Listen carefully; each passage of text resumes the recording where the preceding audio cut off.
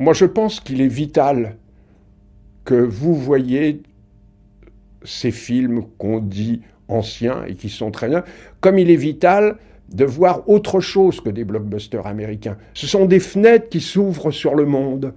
Et c'est bien d'ouvrir les fenêtres parce que ça permet d'aérer, souvent.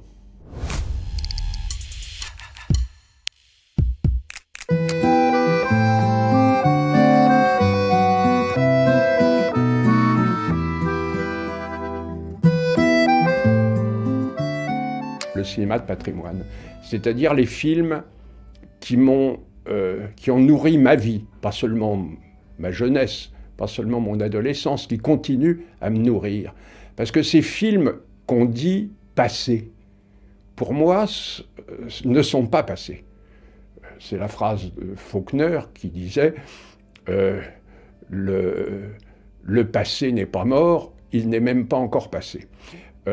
Ces films dont je parle, ces films avec Gabin, avec Darieux, ces films de réalisateurs comme Grémillon, Renoir, Becker, mais aussi des cinéastes qui ont été avant d'être découverts oubliés, Raymond Bernard, Anatole Litvak.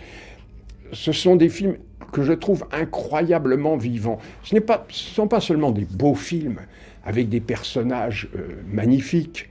Là, par exemple, je revoyais Gueule d'amour de Grémillon. Gabin, dedans, c'est bouleversant la manière dont il joue ce thème qui est éternel de l'homme amoureux. Je crois qu'il a rarement été aussi bien traité que dans ce film.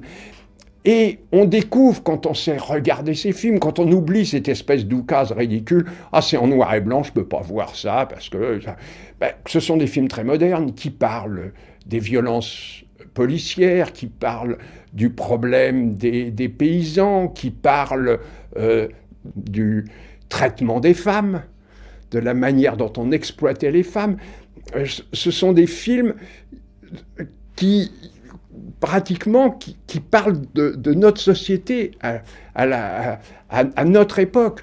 Donc voilà, c'est en cela que je trouve que ce cinéma, je vous dis, est un cinéma incroyablement vivant. Et une fois qu'on s'y plonge, et qu'en plus on est épaté par les acteurs, par la qualité souvent des dialogues, par la drôlerie, parce que là j'ai l'air de parler que d'éléments dramatiques. Mais il y a des comédies formidables. Il y a des comédies, les films de Guitry, de Pagnol, qui sont extraordinairement drôles. Donc de découvrir ces films, je trouve à chaque fois, moi, ça me donne envie d'en créer. Ça me nourrit, ça me donne envie d'en créer.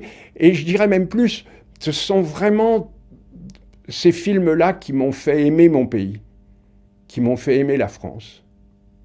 Je pense que beaucoup de ces films devraient être montrés dans les écoles, en étant présentés pour atténuer les hurlements qui vont certainement exister quand on va dire on va vous montrer un film en noir et blanc. Puis généralement, 5 minutes après que le film a commencé, après les gens se taisent. Il y aurait un effort à faire pour diffuser ces films.